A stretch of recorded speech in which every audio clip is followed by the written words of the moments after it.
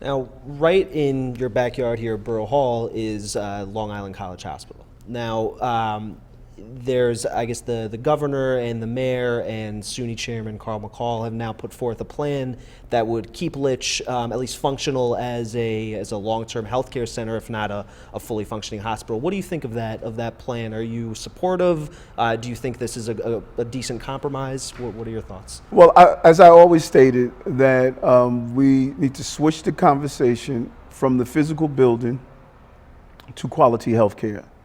And the country is now going through a new conversation about what is quality health care.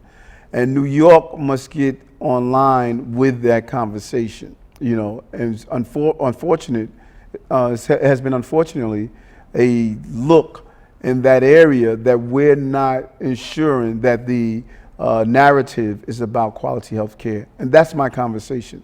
And so we can't continue to have hospitals that hemorrhage millions of dollars weekly or monthly. And we're attached to just the physical structure. We need to talk about quality health care. And I believe the decision that the governor and the mayor and SUNY made yesterday is the right decision. It moves this conversation to listen to the needs of the community, because we should always do that, but at the same time to move in the right direction of quality health care. And so this was an awesome battle. A lot of emotion is always involved whenever you talk about hospitals.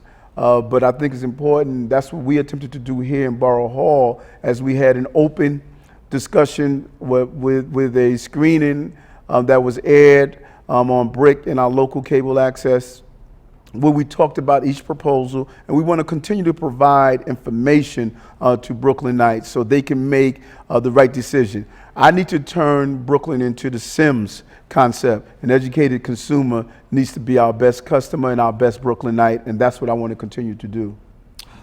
Borough President Eric Adams, thanks for joining us. Before I let you go, I wanted to ask you, we ran a cover story this previous summer about you and your involvement in the Aqueduct casino bidding. Now, the Inspector General named you in the report, and I'm curious, I wanted to ask you if you think that's just a byproduct of the fact that you were the Senate, the chairman of the Racing, Gaming, and Wagering Committee, or I guess could you give us a little bit of more information about what went on with your involvement there? If you read the report, that's exactly what you come out with. That, you know, I was the chair of Racing. I did my job. I think we were in a political climate, if you recall, that was during the time when the Democrats were in control of the Senate. It was a very political time in Albany, and partisan politics used that time to attempt to tarnish not only Eric Adams, but tarnish the Democratic Party. And it's just unfortunate in this business, when you're as public as I am. You know, I remember I was the senator where I was drawn one block out of my district. You know, people knew I was vocal as a police officer, I was vocal as a state senator, and in the process, I think things like this happen. You have to remain focused.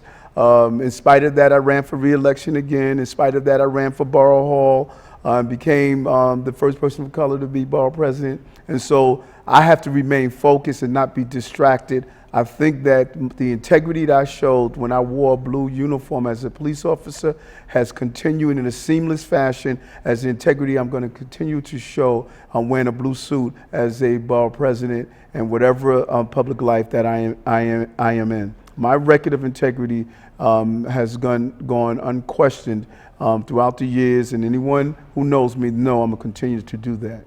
And I guess your former colleague Shirley Huntley allegedly recorded you as a federal informant.